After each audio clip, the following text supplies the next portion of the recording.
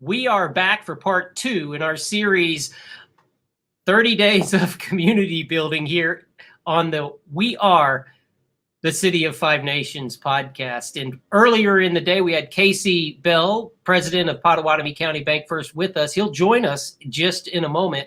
And we just wanted to kind of catch you up if you did not see this morning's podcast. We went to BancFirst.bank and we picked Paycheck Protection Program right on the banners that slide across the top of the screen. And it brought us to this very page. And this page has a couple of downloads that we made, and brings down the application, which we downloaded, and it also brings down a download calculator, or a payroll and use of proceeds calculator, which will actually tell you about your loan figures. And we'll come back to this page once we've completed the application process and gone through some questions with Casey. And you also want to, if you have not yet, download right there in red, it says completed beneficial owner form. And with that, let's bring Casey Bell in. Casey, thank you again for joining us tonight. Hey, Daniel, how you doing? Glad to be here. Well, you know, on a day like this, my usual response is, it is a Monday. And we've worked through some things on this Monday. We have. And it's definitely been a Monday. I tell you what, if we could have hit the reset button on this day, I would much appreciate it. Well, we get a reset tonight, and we're so glad to have you this evening because people can be more comfortable probably. And let's go right through that application process, Casey. Tell us a little bit about what this application is about. Right. I can definitely do that. And I'll start kind of from the very beginning. And there's going to be some things that we're going to have to jump around a little bit on this application. We're going to have to go back to the calculator and fill some things out. But this application is brought to us by Small Business Administration. This program is handled basically through the CARES legislation, and it's being carried out by the local community banks. Application very somewhat straightforward, but there's some trips and trials as we go through this. In the first box, you're going to see we're going to have to check a box, right? We're going to have to check a box to substantiate what type of entity that we're applying for. And so we'll just go ahead and say an LLC. And a lot of folks have LLCs, so we'll go ahead and click that box. You go ahead and move on down through the sheet: business legal name, business address, your TIN number, your business phone, your primary contact, your email address. And then we get down and kind of into the next box where it talks about average monthly payroll. And then it kind of moves across and it does times 2.5 times the number of employees. Then underneath that, it talks about purpose of loan. And we're going to kind of put that on ice for a second. We're going to come back to that because we really need to pull our calculator out to be able to calculate that. So we're going to kind of put that on ice, and we're going to come back. But if you keep on scrolling down, you get to the application ownership. So basically, answer that question just how it's being asked. List any owners, all owners, with 20% more equity of the applicant. So basically, what it's wanting to know there is who owns the entity that you're applying on behalf of. It wants to know all those owners that own 20% or more of the applicant. And so it's fairly straightforward. We've had a lot of folks that have had to add a separate sheet of paper for this. There's no certain form that has to be in, but they add that and just accompany that to their application. Okay.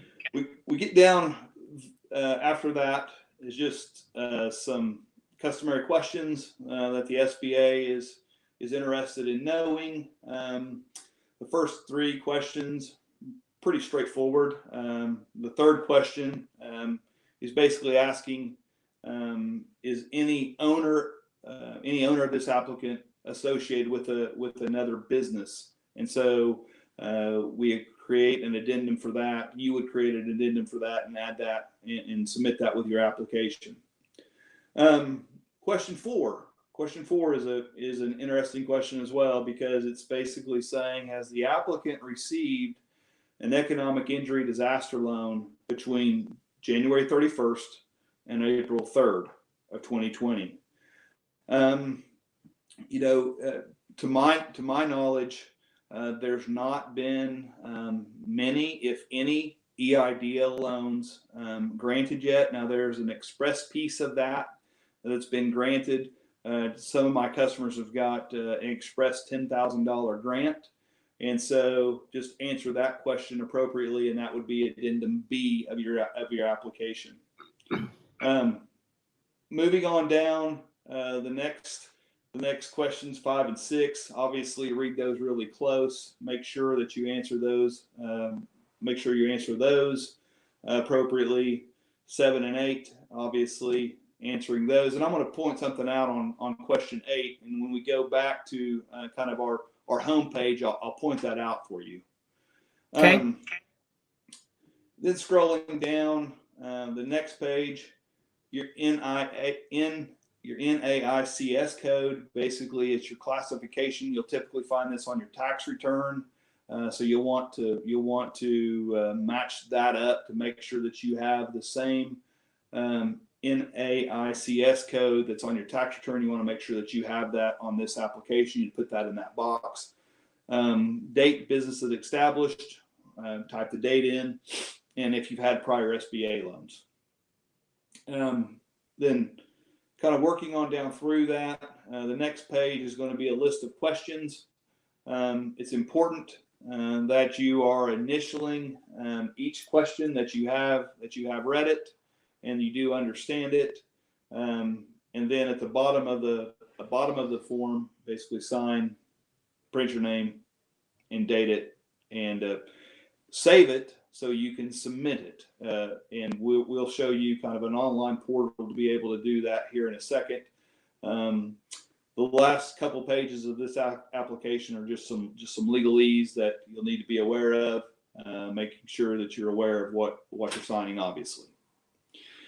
We're listening to Casey Bell, president of BancFirst here in Pottawatomie County, and you're listening to the We Are City of Five Nations podcast as we scroll through the application for the PPP loan, the payroll loan that has been offered as a part of the CARE Act. Casey, for the NAICS number, you say that's on our corporate tax returns, 1040s, I guess? Yep. And then go ahead. Yep, that'll be listed on your tax return. And that's the best place to kind of double check that back. Sometimes, I mean, there's some discrepancies there, but for the most part, that's the best place to look. And then the date the company was established, do you mean like originally? When was the LLC established? And does that go down to a date or a month or just a year? Yeah, basically it's, what we're looking for, corporate docs. We're looking for month, date, and year. Be as specific as you can, and you can find that also on your tax returns as well if you don't have those corporate docs. But that's kind of a trick because we'll need those corporate docs as well later on in the process. Okay, thank you. And when I say corporate docs, I mean the formation documents, the documents that form the entity. Understood. Okay, from there, Casey, that's a pretty straightforward application. And then you have a calculator that we downloaded as well. And that's kind of the juicy part because you can put in your numbers and kind of know what to expect. Right. Absolutely. I tell you what, as this program started to roll out, I think it was the 3rd of April. It was a Friday. That was the date that we actually started taking applications. We did not get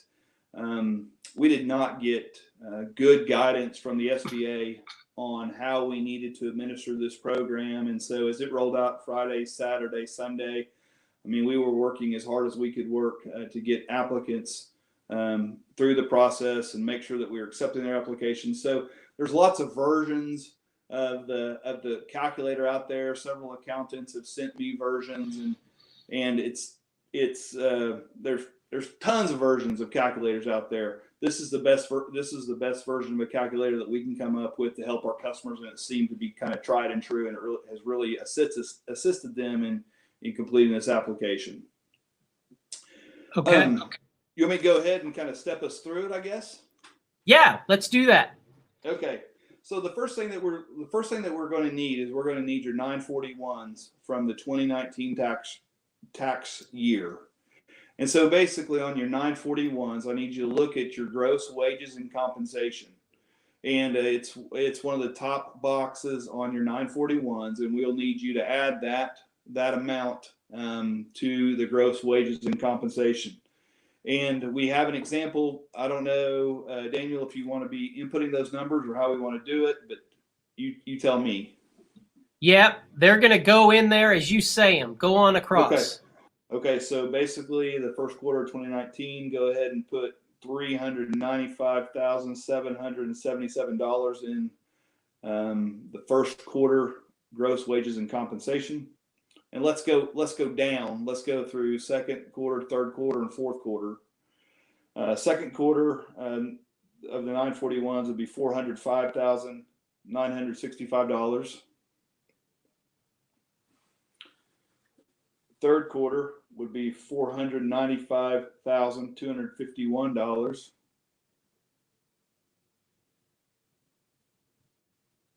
And fourth quarter to be $620,915.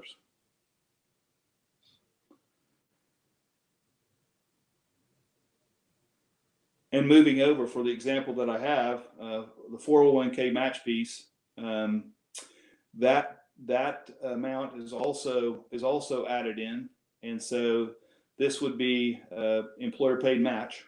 So go ahead and put in the first quarter $3,308. Second quarter be $3,289. Third quarter would be $3,373. Fourth quarter would be $3,362.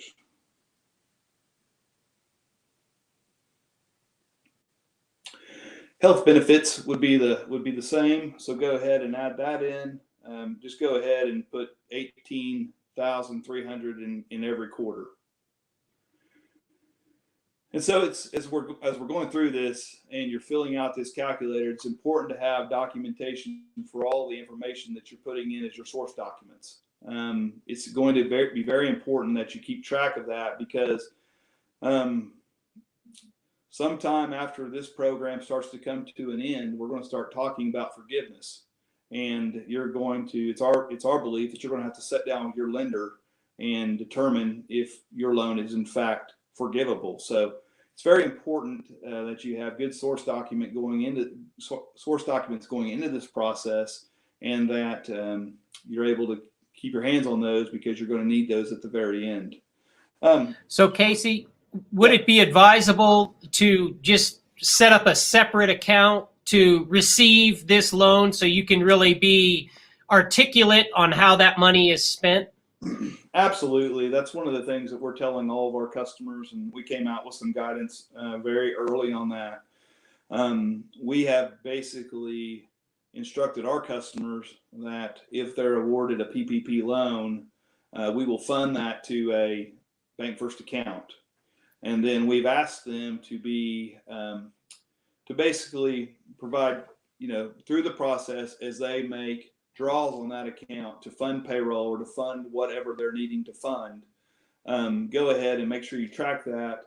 And we're going to be doing some work to come up with some further guidance for our customers to make sure that once we get to that tail end of the process and we start having those forgiveness discussions, we're well prepared. We don't want anyone to be caught off guard. We want to do everything that we can to prepare our customers for forgiveness. And we haven't got clear guidance yet on how that process is going to work. We're kind of reading the tea leaves at this point, but we do think that's going to be pushed back on the community banks. We think that there'll be an SBA application that our customers will have to complete. They will have to come in and sit down with their banker, and they will go through the process of making sure that all the I's are dotted and T's are crossed, and that forgiveness can in fact be granted. I mean, because at the end of the day, the spirit of this legislation and the spirit of this loan is really to bring to put money in our workers or your workers' pockets. I mean, to reestablish their paychecks. I mean, that is the underlying theme of this. We want to make sure that paychecks are continuing to be submitted for those employees that may or may not be working today. And so we're trying to bring those folks back on payroll and to make sure they're taken care of with this program. Well, and of course, that keeps money within our local economies because people still have money to spend. And then also, it's much fairer to the lenders because you guys are going to need to have documentation to be able to reapproach the government in order to get the money back that you guys are dispersing right now as well. Absolutely. This program it's obviously a very good program for all of us, but we're all learning on the fly. The lenders are learning on the fly. The business owners are learning on the fly. Everybody is trying to do the best they can to make sure that we're reestablishing the community the best we can. And unfortunately, we haven't had a lot of time to sit back and think about how we execute this program. We've had to do it essentially overnight.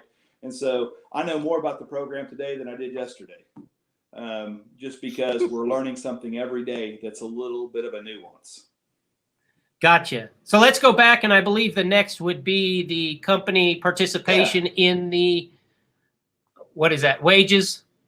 Yep. So basically this program is capped. So this loan is capped, and it excludes anyone that's making a wage over $100,000 a year. So basically you have to add that back in, and you enter it as a positive number here. And for my example, in the third and fourth quarter, in the third quarter, I'd want you to add $7,149.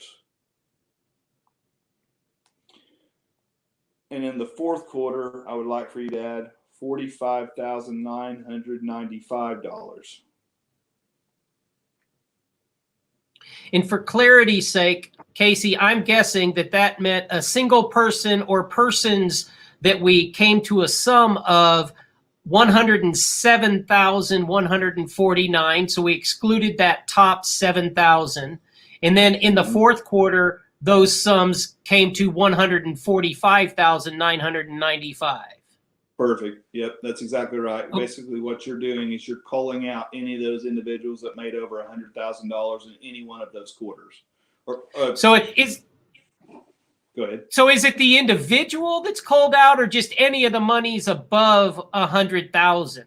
It's any of those individuals that are making $100,000 annually, $100,000 or more. Yeah. You're basically capping them at $100,000. That's the most clear way to say Gotcha. That. Yeah. And right. And so they still will be compensated up to $100,000, just like a regular. Absolutely. Absolutely. Yes. Okay. That is true. Good. And so what you have there on your right, I've got this on my iPad at home, so I've got to get a little close, but you should have about $1.9 million. Is that right? That's correct. 1951. Cool. All right. So basically that's going to tell us the total allowed wages over the preceding 12 months. And so then we get to it. We divide that number by 12. We come up to 162,000. And that's all worked out for you in the calculator. And then we say, okay, what are you allowed under this program? Of that 162,000, this loan program will provide 2.5 times that. So that comes up to 406,000 and change. It's rounded to 406,600. So basically that is your loan amount. All right. Okay. The next thing that is very, very important for forgiveness to take place, you've got to spend at least 75% of this loan, on payroll, right? So that next number is very important. Where it says 75%, I believe it says $304,000, right? Right. So for you to be considered for forgiveness, you have to spend at least $304,000 on payroll. Okay. The lines underneath that in gray, healthcare benefits paid by the employer, rent, utilities, interest, refinance of your EIDL, additional payroll. you have to allocate money. You have to allocate money in those cells, because what we're wanting B30 to equal B18. We need those two to match. Gotcha. So you kind of move those around, and at the end of the day, you would have B18 and B30. They would match, and this would be your loan amount.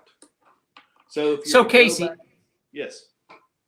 I've been in discussions, and the question came up about the 75%, and then the other things that are listed.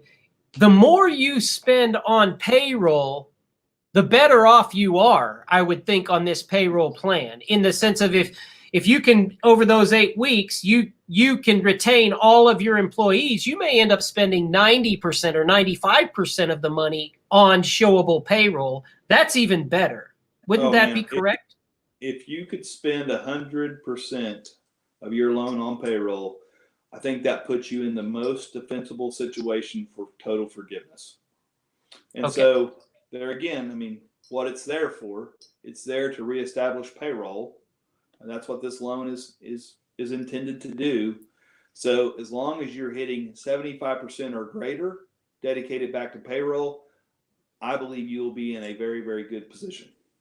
Now, something else that came up that I think I want clarity on is that number is $304,900 that I have to spend to hit my 75% threshold of my loan of $406,000. If I spend 72%, which would be somewhere in the neighborhood of, let's say, $300,000 on payroll, and I miss it by $4,950. The way that I understand it, Casey, is I am responsible to pay the whole loan back, not just the money that I missed on payroll. Yeah, that's kind of the understanding that we have at this point in time. I put a caveat on everything that I say because I don't know what the final guidance is going to look like. We are holding true to the test. For this loan to be forgiven, we are going to need our customers, and we're going to need everyone that's participating in it to achieve 75% of payroll. Okay. Yeah. That's loud and clear.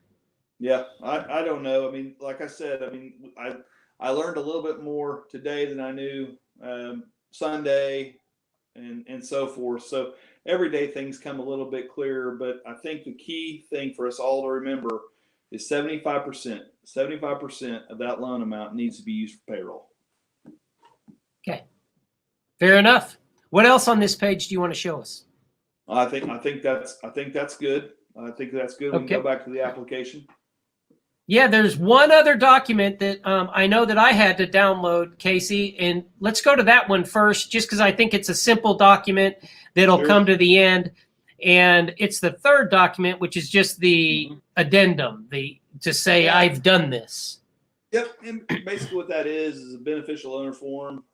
It's basically saying who you are in the entity. Obviously, we have corporate docs.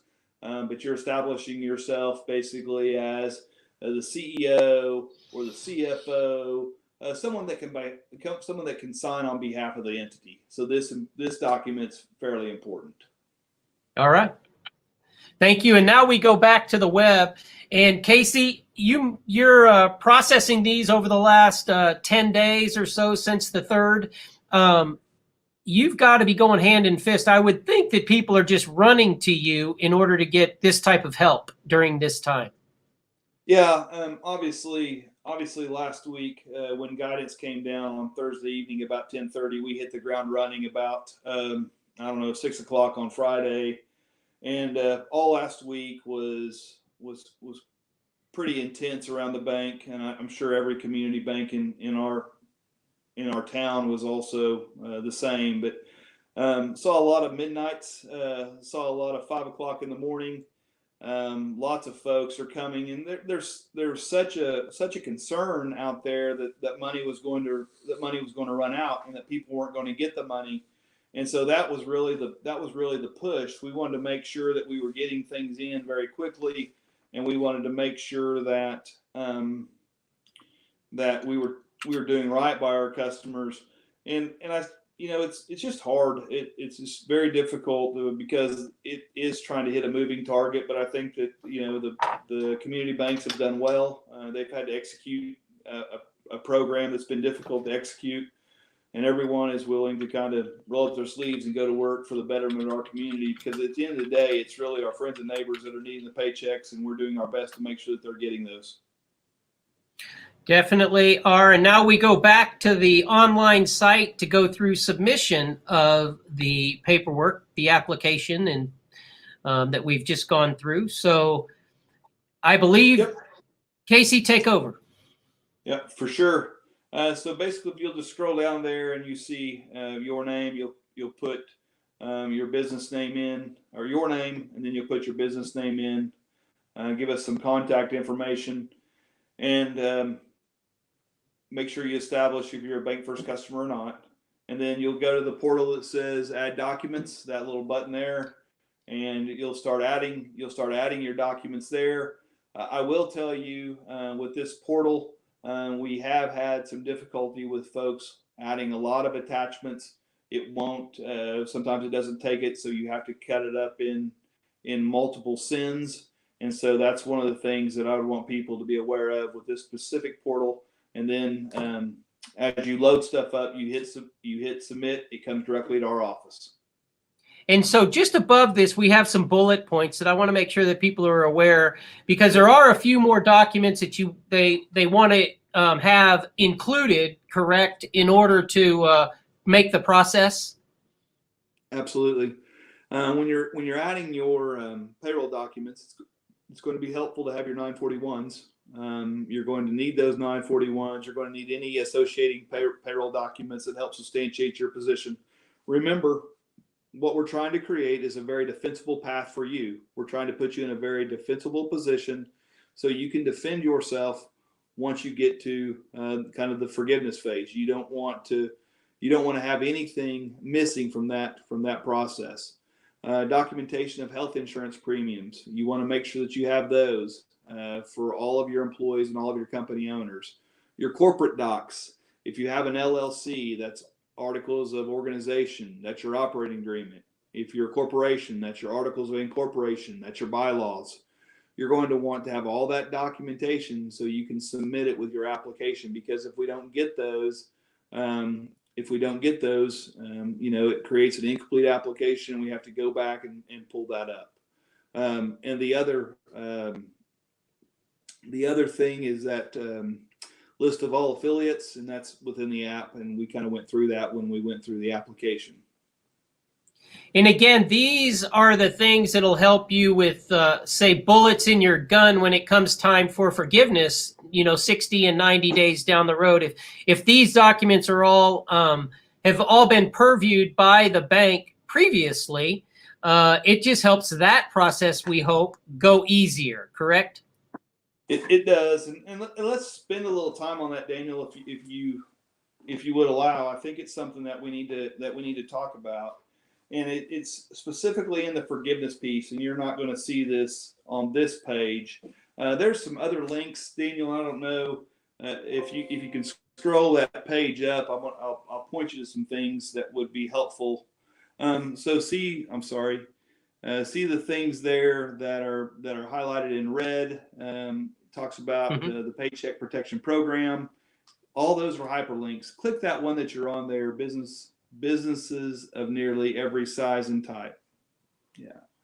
So I would point everyone to those hyperlinks because it gives you a little bit more information. It gives you a little bit more clarity on what's trying to be accomplished, on what you can apply for, and all of those things. It just provides more clarity to kind of a process that has some rough edges on it at this point in time. But what I wanted to talk through, Daniel, was really this whole forgiveness part, because that's what I think is probably the biggest thing that we have to be concerned of as we think about these loans and getting money into the business entities around our community. We really want to make sure that we are in a good position for forgiveness. And one of the things that we need to make sure that we know of is this program is really hinging off of dates, a date of February 15th, 2020. So I'll just read an excerpt out of the interim final rule. And I'm talking about forgiveness, but the actual amount of loan forgiveness will depend in part on the total amount of payroll costs, payments of interest on mortgage obligations incurred before February 15th, 2020, rent payments on leases dated before February 15th, 2020, and utility payments under service agreements dated before February 15th, 2020, over the 8-week period following the date of the loan. So basically it's saying, okay, looking at February 15th, you had this much payroll, this many employees. Well, from the date of the loan, you have 8 weeks to basically use that money, right? To use the loan proceeds. And so what we're going to say is on February 15th, that be the starting date. From whenever that 8-week period is, from the date of the loan, 8 weeks out, do you have the same amount of payroll cost? And those things are going to have to be the same. If you don't, Gotcha. If those aren't the same, that's going to be a problem. So what you're saying is you want to, as a business owner, I want to take a look at where I was at February 15th, because that is going to be my standard, February 15th. Now, my loan might not come in until April 21. Well, on April 21, then for the next 8 weeks, when I come out of May 21, June 21 or so, I want June 21 in those last 8 weeks to look a heck of a lot like February 15. Absolutely. Thumbs up. That's exactly right. And that's one of the things I think people, it hasn't settled in, put it in all our communication. And we're trying to tell everybody that we can about this because we're really concerned about this forgiveness piece. That's what kind of is starting to keep me up at night, because I want to make sure that our friends and neighbors are going to be eligible for forgiveness. I mean, let's think about this. It's a 1% loan, right? This is a 1% loan if it's not forgiven, but it's repayable in essentially 18 months. So I've got folks that are getting $3,000. I've got folks that are getting $5,000, or I've got folks that are getting $3,000. I got folks that are getting $4 million. And so if we do not dot our I's and cross our T's, then our problem will be when I have to take, a $50,000 loan and basically spread it over 18 months.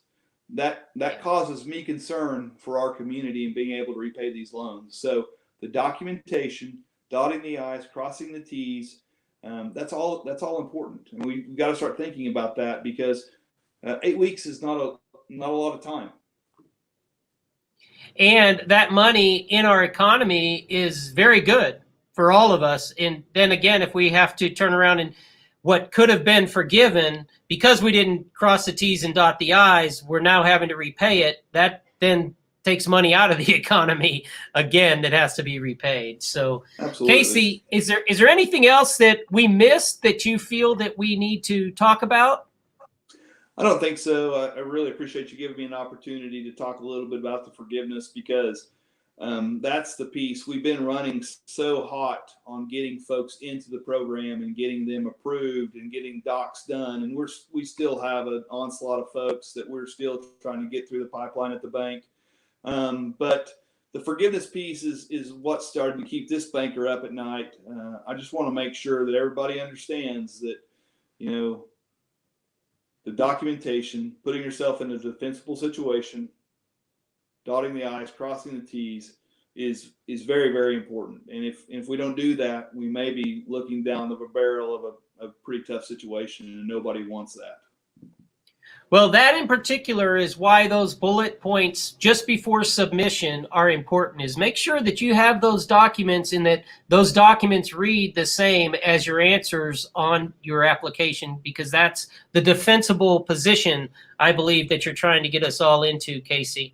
Hey, thanks. After a wearisome Monday, a moderate Monday, a mean Monday. Thank you for spending time with us tonight. And hey, sorry about the problems we were having earlier in the day, but I think it all worked out. Yeah. Thanks, Daniel, so much. And I really appreciate you doing this for our community. Thank you so much. I hope you have a great night, Casey. See you, buddy. See you later. Bye-bye.